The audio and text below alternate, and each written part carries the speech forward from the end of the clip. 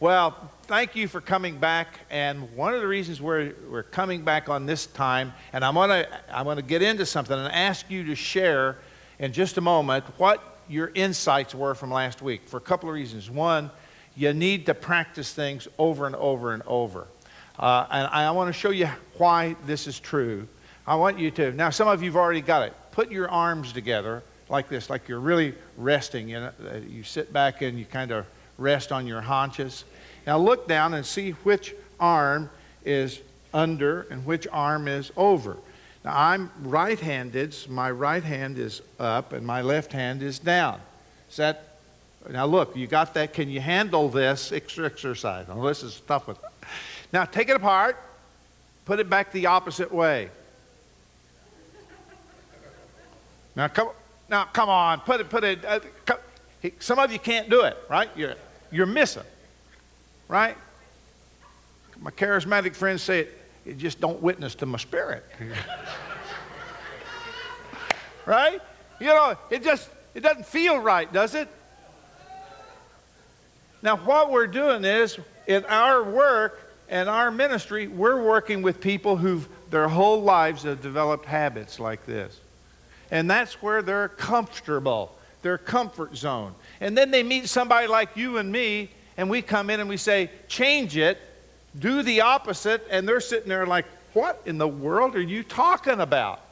It just doesn't work.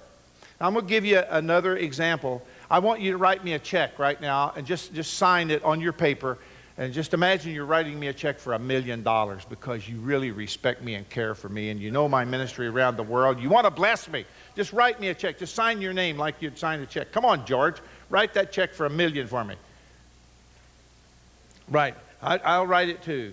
Gary R. Sweeten. All right. Wow. I can really do that. Are you ready? Put it in the other hand and write your name the same way. Take the pen, put it in your other hand, and write your name. Can you tell a difference? Now, when I was a basketball coach with these little kids in elementary school and junior high, I taught those children how to play with the offhand. Every practice, we practiced some time with the offhand to dribble, pass, and shoot, and guard with the offhand. If it was left hand, if they were right-handed, they have to do it with the left hand. Because when you get in a game, you need to be a bit ambidextrous. They didn't want to do that. I'd also have them do wind sprints. Oh, Mr. Sweeten, let us scrimmage. Everybody wants to play scrimmage. No, you have to learn to use your offhand. But it takes a long time to use your offhand because we automatically go back to our habitual presentation, whatever it is. Now, ministry and the church is about changing people's long-term habits into new habits. And that doesn't happen overnight, and it certainly doesn't happen just by telling. Telling ain't selling. It takes identifying and developing new skills, new habits. Now, what we're doing at this time is just kind of making you aware. The government has said they want people to be aware of the issues. So we're making you aware. We're going to do just a little bit of habit changing, just a tiny little bit. So that's why our next time we want to do a whole day on some specific skills and helping you develop new habits that you can pass on to other people. So for every hour we played a game of basketball when I was coaching, we practiced 10 hours at least. And you could tell on Friday night when my kids played if they'd practiced or if they hadn't. Did the coach have them prepared? A lot of times I didn't. And I'd sit there and say, I can't believe I didn't prepare for this game any better than I did. Now there's 4 stages of change. The 4 stages of change are this, of learning a new habit, getting comfortable with that habit. So we need to practice, practice, practice. First, the first stage is you're unconsciously incompetent. There are many things I don't know. I hope you're unconsciously incompetent about some of the things I've been telling you about. Maybe the 7 stages of conflict intensity. And I'm going to get more into that. Because when couples come into us, well, they're unconsciously incompetent. They don't know that how they're speaking to each other is death or life. They really don't know that. Because that's what they see all around them on television and everything. You watch Rosie and those people, it's harsh, it's mean, and that's normal. So they come in, they don't realize that there's another way, and they can learn it. But realizing it is only the first step. That next step is you become conscious of your incompetence. And that's the embarrassment stage. It's why a lot of people who come to a training session get embarrassed because they say, oh my gosh, I don't want to go back because I'm worse than anybody else. You just think you are. We're all that bad. We are. And I'll never forget Bob Mumford, that some of you old enough to remember Bob Mumford. He's one of the great teachers in the whole movement back in the 70s. And he said that God spoke to him one time, and he said, you need to change. And Bob said, Lord, you and I are so different. And God said, yes, and guess who's going to change, Bob? So sometimes we haven't counted the cost and realized there's a huge change. Well, couples and family and parenting is a huge change. I was completely unprepared for it. So anyone who comes into your work, they're starting probably unconsciously incompetent. Then they become conscious of their incompetence. And don't be surprised that the next time they see you at church or wherever, they won't talk to you because they're so embarrassed.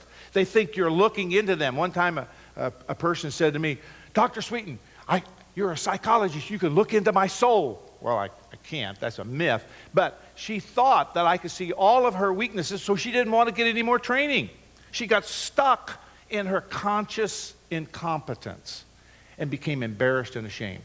So we have to do everything we can to keep it light, show some funny things, and help people see, hey, we're all in this boat together.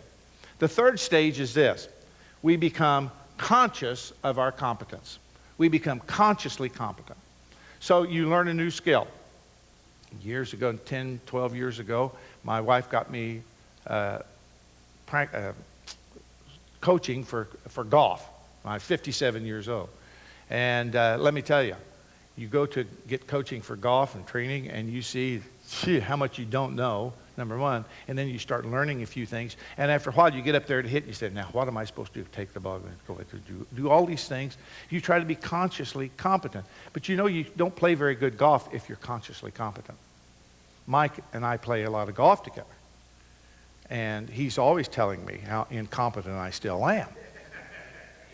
The wounds of a friend are better than the kisses of an enemy. But what I'm looking for is unconsciously competent. I'm trying to get to that place where I automatically, what they call body memory or those kinds of things, you're just unconsciously doing it. Now, every new skill that you and I are trying to teach people, they have to go through those. It's not going to be easy. So just remember, they're settling back. Every time they come to a class, you kind of settle back into the old way of doing it. And you have to help people get unlearn first. Unlearn and learn and relearn. So if you don't unlearn this, you'll never get to the other way. You'll never learn to write with your offhand if you don't start practicing it over and over and over. So what I do when I'm teaching and when I'm working with couples or an individual in counseling, one of the things I do is when they first come in, I say, what is better? Because 60% of the time, people will tell you something is better. If you don't ask them that question, 100% of the time, they'll tell you what's worse.